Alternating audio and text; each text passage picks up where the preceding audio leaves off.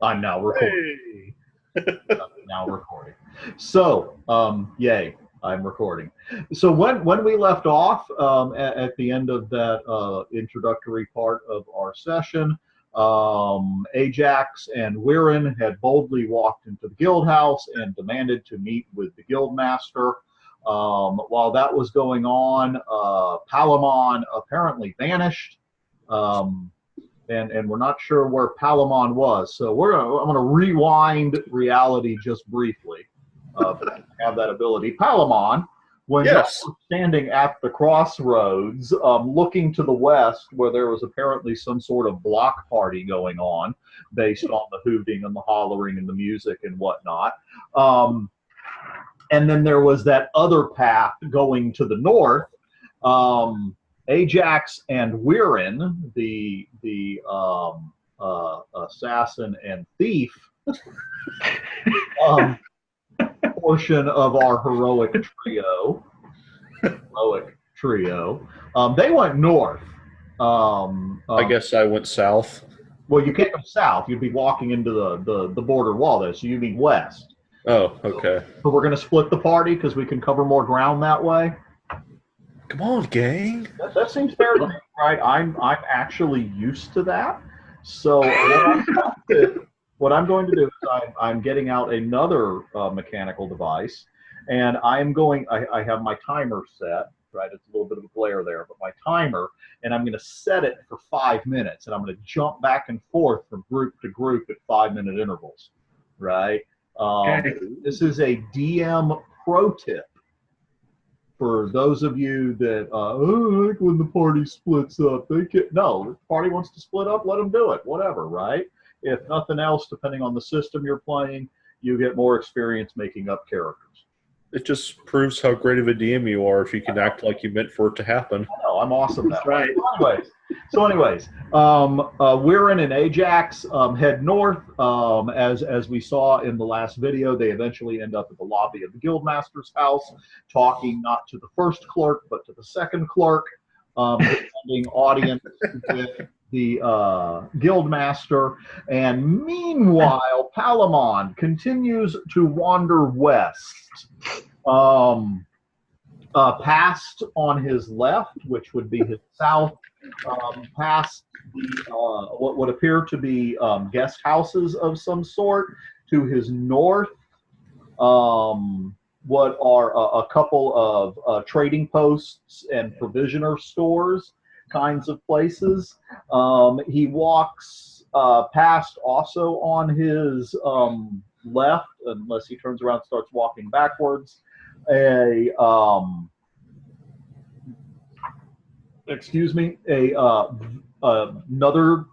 two-story building, solid stone, big, thick, metal reinforced door that has that little window in it that I can't remember the name of, but I looked it up once because I was trying to learn architectural terms. Right, and you can open the little window in the door. It's got one of those with the bars. A spinning hole. Right.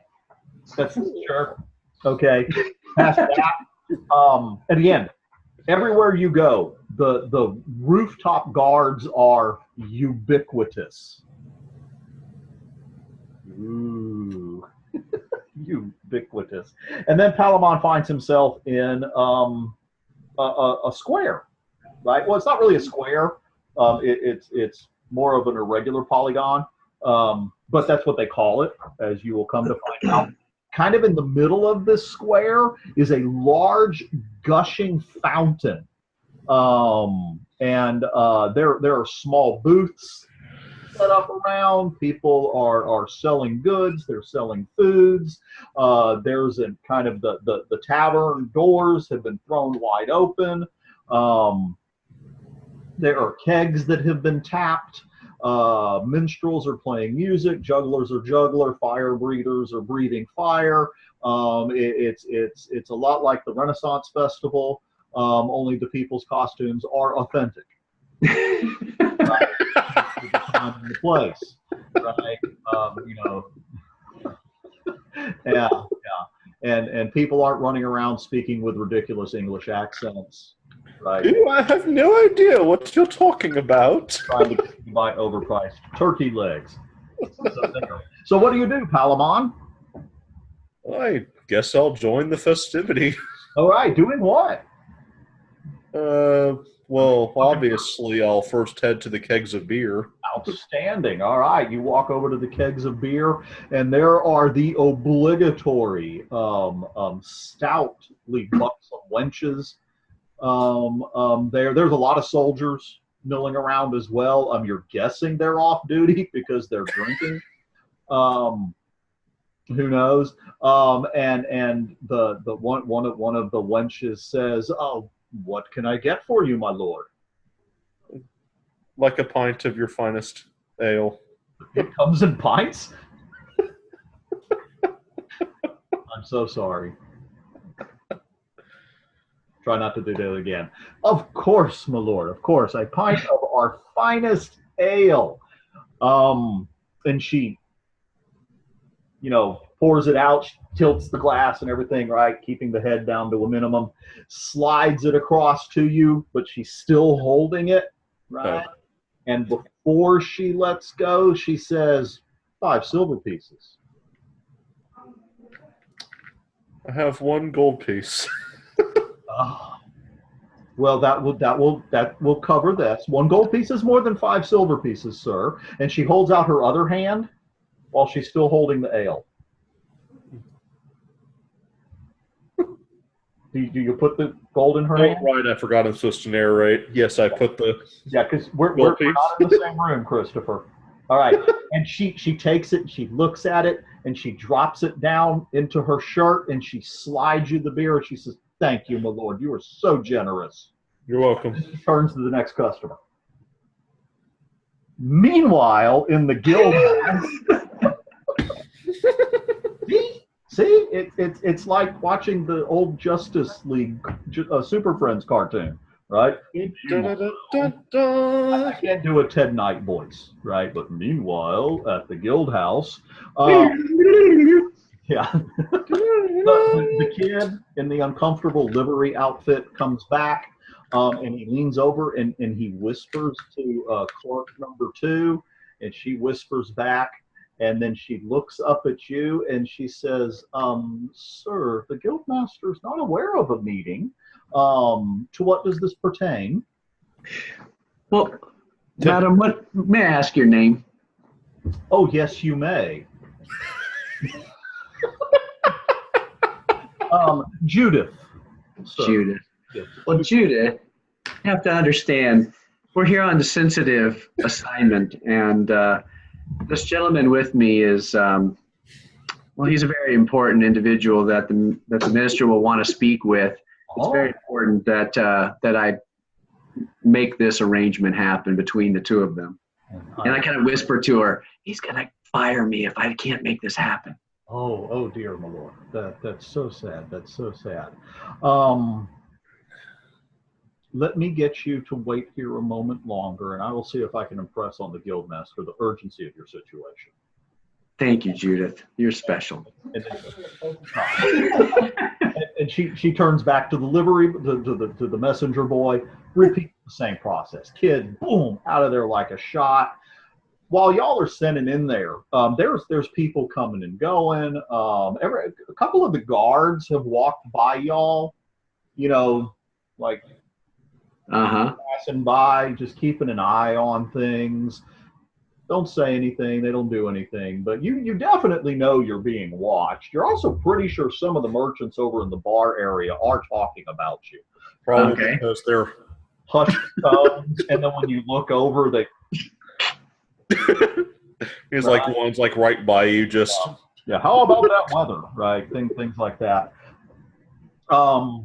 As a few more minutes go by, the messenger boy comes back, this time in a more stately, dignified walk, and he's accompanied by an older gentleman whose his clothing, I identify him as a scribe of some sort, because back in ye olden days, in medieval times, nobody had ID cards, right? Right.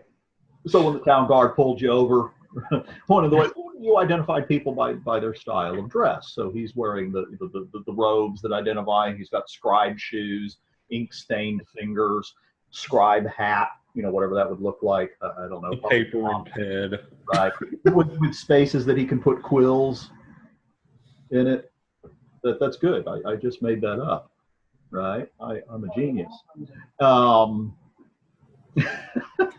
And the scribe introduces himself as Make up a name. What? What's the scribe's name, Christopher? Yeah, that's right. We'll go with Ananias. Yeah. Okay, I can't remember how to spell that. We'll go with correct. No. Andrew. You heard me, Andrew. I was going to say. All right. Introduces himself as Andrew. He says, "May I have your name, sir?" Well, my name is Weirin. Weird, very good. I'm Andrew. I work for the Guildmaster. If you would accompany me this way, please. Great, thank you. Come along, Ajax. And your employer is Ajax. Correct. That's correct. Very good. Very good. All right. Well, right this way, please.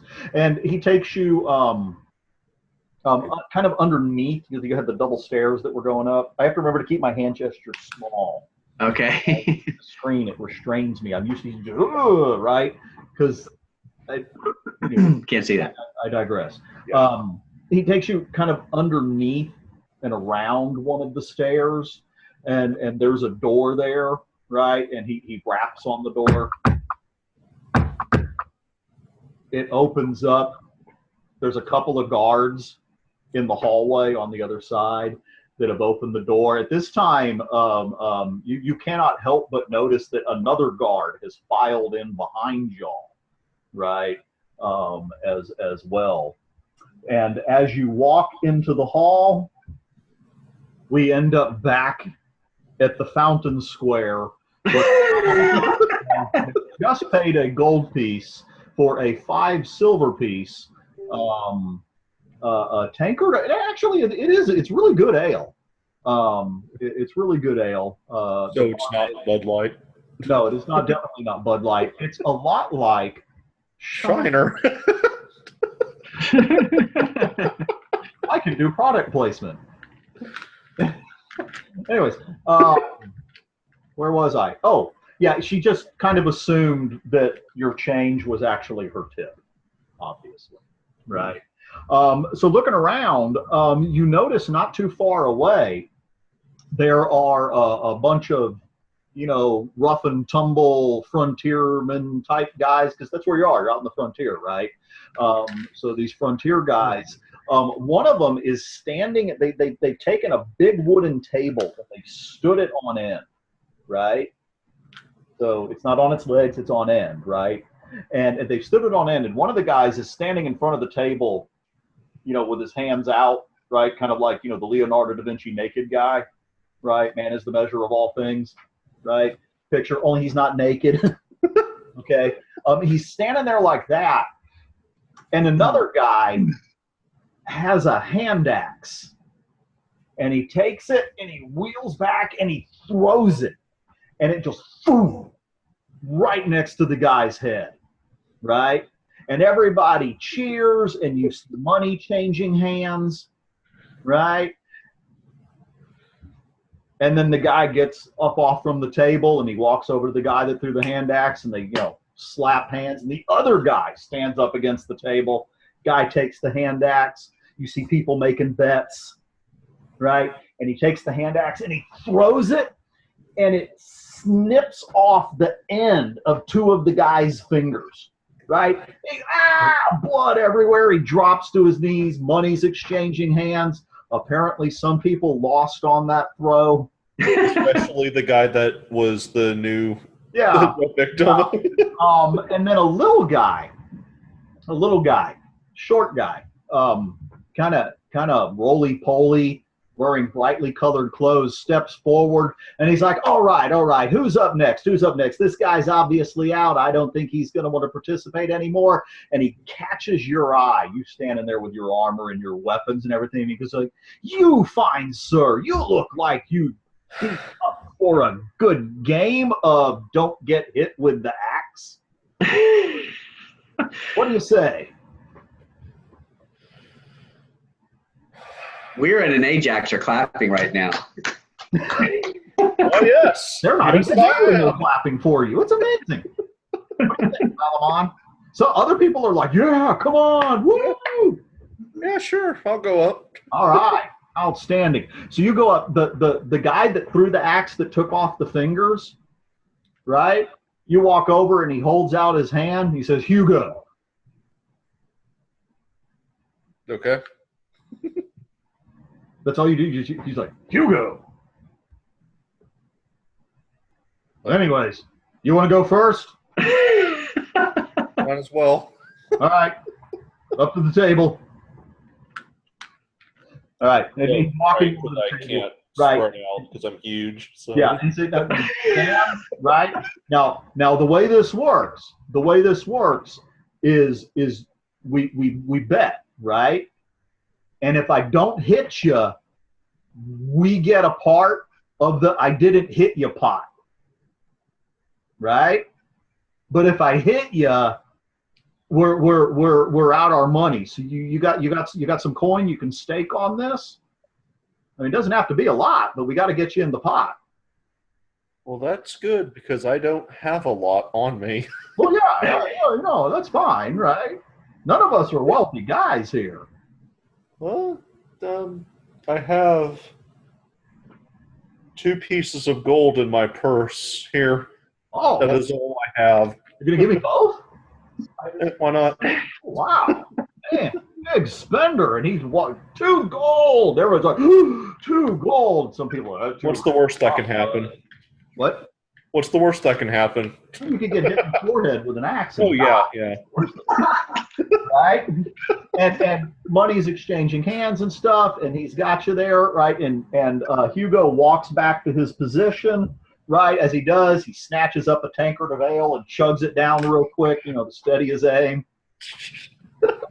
And then we're back at the guild house. All right.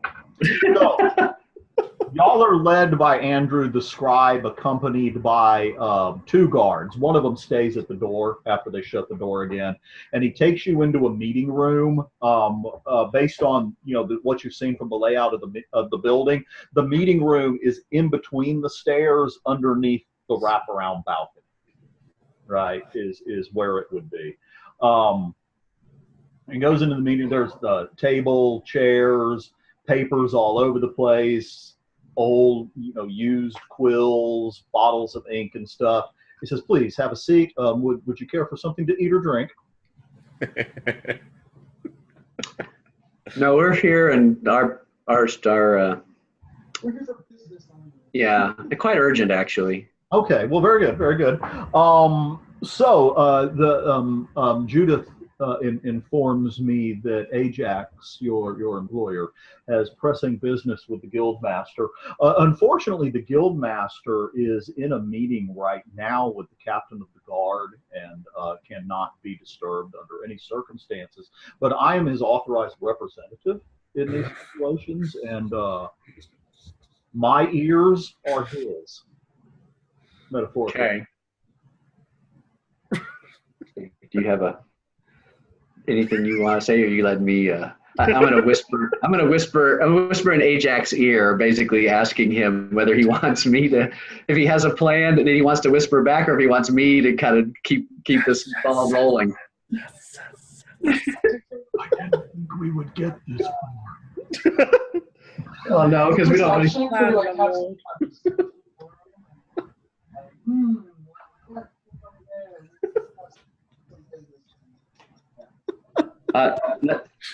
So after finishing discussing, whispering a little bit back and forth. While you're doing the scribe is, like studiously not paying attention. That's fine. So then I basically turn back towards the scribe and I say something along the lines of, we've heard about a problem that the guild master has, and it's a sensitive matter. We'd like to probably avoid anyone else hearing about that, but my employer is willing to put himself in his service should he be so inclined to assist him with that problem. That's both relieving and disturbing. We thought we had done such a good job of making sure of making sure that Marco's situation had not become public knowledge. It would, bad for business. You understand? Well, I would appreciate discretion in this matter. Not far from here, to the north, if my memory serves correctly. I'm not sure if it does. Yes, to the north. The north and east of here, through the forest, there's a warren of caves, which the local wags have taken to calling the Caves of Chaos. Oh, for whatever reason. Marco is one of our more important clients, was coming along the road from the north to Borderland Keep with a shipment of goods, and he and his caravan were beset upon by goblins, and several of them were killed. Many of the goods were looted, and Marco was kidnapped by the goblins. We're hoping he's still alive. You know how goblins are. I mean, by now they may have eaten him. But in any event, if Marco could, his release could be secured, or at a bare minimum, some retributive terror could be inflicted upon the goblins. The Merchants Guild, keep them in their place. I'm sure the guildmaster would be most generous. Meanwhile, back at the festival, Palamon is standing in front of the table while a slightly inebriated large frontiersman named Hugo is fixing to lob a hand axe at him from a distance of about 20 feet. Oh, jeez. Right? And he's like, "You ready?" Oh, yeah. Okay. Don't move. All right. And he pulls his hand back and he throws with all of his might. And I mean, just like thud right there underneath your arm. It was close, right? You mean he could have shaved some ribs if he'd been any closer. And he kind of staggers a little bit. And he's like, "Yeah!" And money's changing hands back around. People are giving him some money as well. And he walks over to you and he slaps 4 gold in your hand. Oh, I like this. Right? Like, that was good. That was good. I got to be honest, though. I don't know. I mean, you can throw a hand axe, right? I can. All right. Outstanding, because you're up next. Oh, okay. It's my turn now, right? And if you hit me, I'm going to be mad, and we're out, and we're going to lose our money.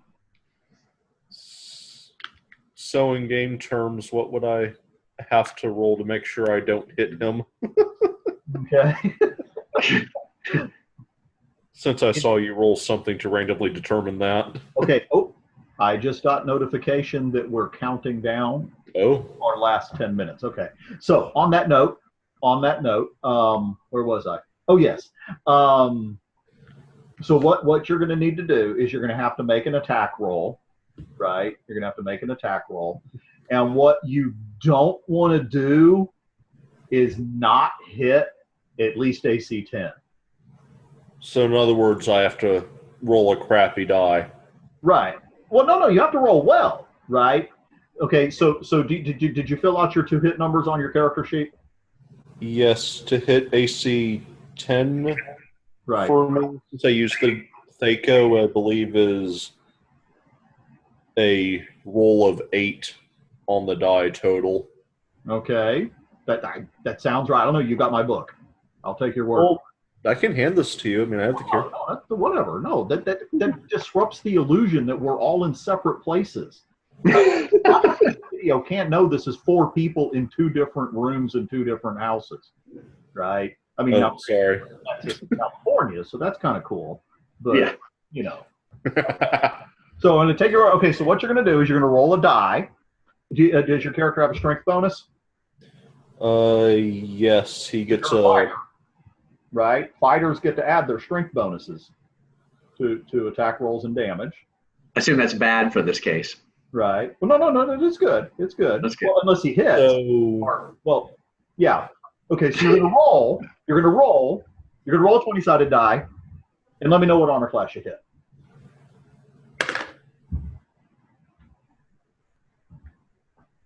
and this counts as a melee attack roll?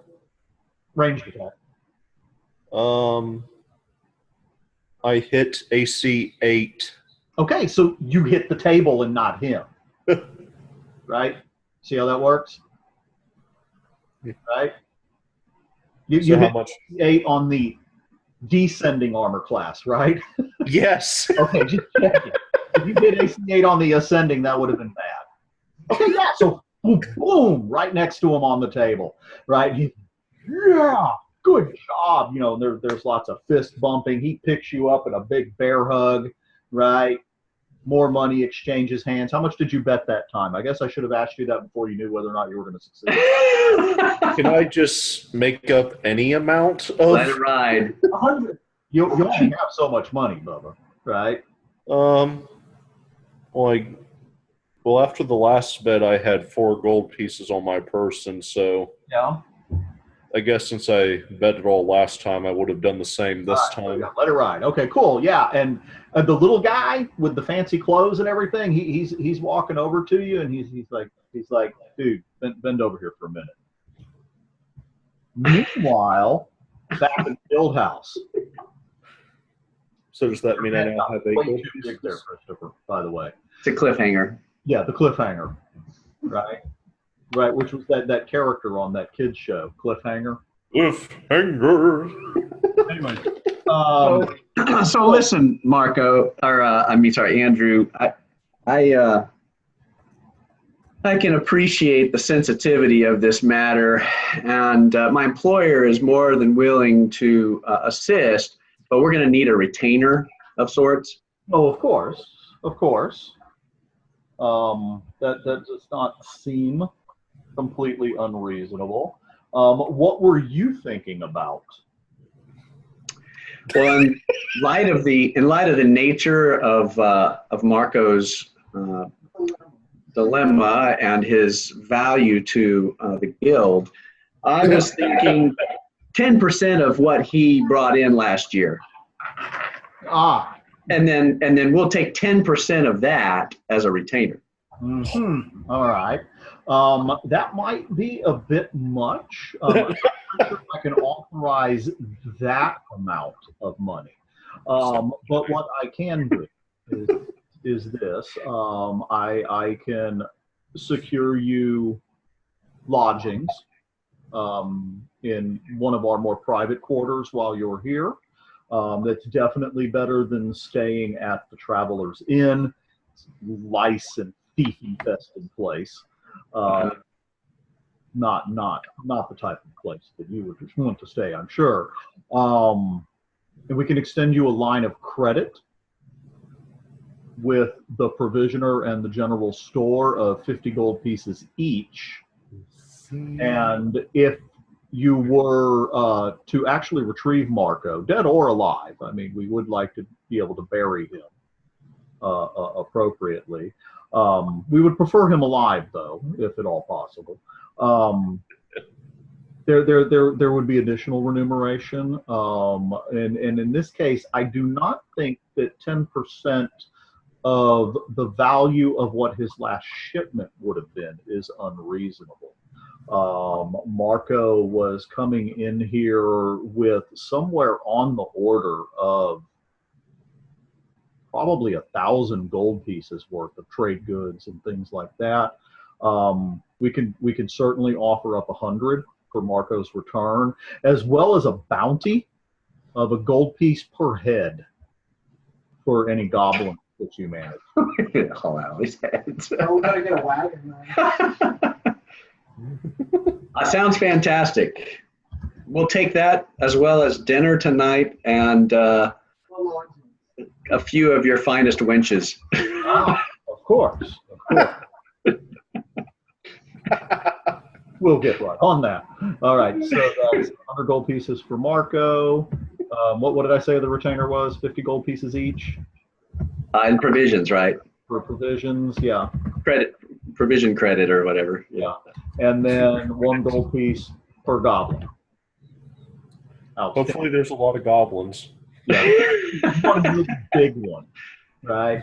I hate it when that happens. Okay, and he says the guard will show you back out, and if you'll give this note, he scratches out a little note. If you'll hand this back to Judith, she'll make the necessary arrangements for the provisioner as well as your lodgings and saucy wenches. Saucy. Hey, They're wrap it up in flour, put it in the oven, bake it. Mm-hmm. Is that all, sir? I think that'll do it for now. All right, very good. It's been a pleasure, assisting you. Thank you. Thank you. And I will make sure that the guildmaster hears of this as soon as possible. Very good. And the guard escorts you out back to Judith, Which I profusely thank, but professionally. of course. Profusely, professionally. Professionally. There we go. Yeah. No, that's good. And she looks over the note. She says, "Oh yes, sir, we'll have this taken care of right away. If you care to wait over in the bar area." Absolutely. And she hands you a couple of wooden tokens. Give these to the bartender, who'll get you a drink. Meanwhile, So does that mean I now have 8 gold pieces since I bet 4? yeah, he's handing you the old eight gold pieces back, and he's like, "Sir, we appreciate a sporting man, a bidding man here, as much as anybody, but you're a little rich for our blood." I'm just saying, most of these people around here, they don't see this much money in a month. Oh, Right. I apologize. Oh, other people are coming in through the door. That explains the weird creaking sound. Okay, so at this point in time, we're going to pause our recording, right, for the moment, and then we will pick things back up in just a little bit. So, All right.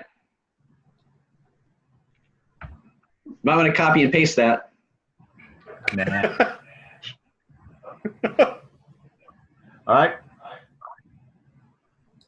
I'm just going to exit out. I will see y'all shortly. All right. Okay.